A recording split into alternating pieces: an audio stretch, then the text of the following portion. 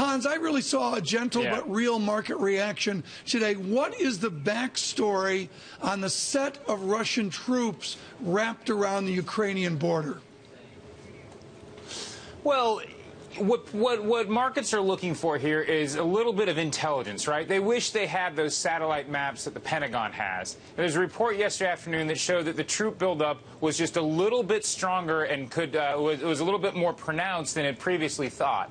And that, along with a pretty dour speech by President Obama, seemed to rattle markets a little bit. Yeah. You know, I had a slightly different view on the speech. Please. I heard a president vowing not to use military force over Ukraine or Crimea, full stop. He said it 3 or 4 times. That was my takeaway.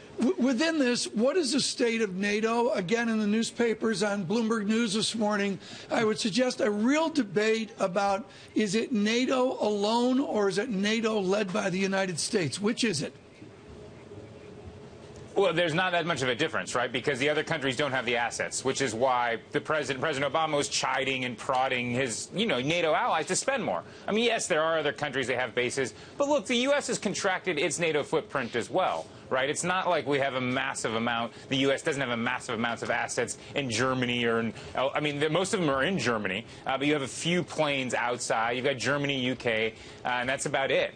You don't have a huge troop presence here for a lot of reasons. The pivot to China, the pivot to Asia, the wars in Afghanistan and Iraq, probably chief among those, just troop rotations. But there's not a massive NATO presence in Europe the way there was 20 years ago.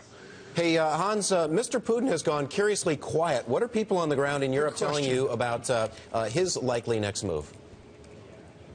Well, the Putin quietness is his way of saying he's just ignoring all the noise coming out of the West, right? And it's business as usual. So I wouldn't read too much into Putin's quietness, aside from the fact that he wants to send every signal that what's happening in the West, what happened with Obama's visit, especially what happened in The Hague, isn't anything that he needs to react to. He doesn't really want to dignify it with a response. Very good. Nice update. Hans Nichols, thank you so much from Brussels.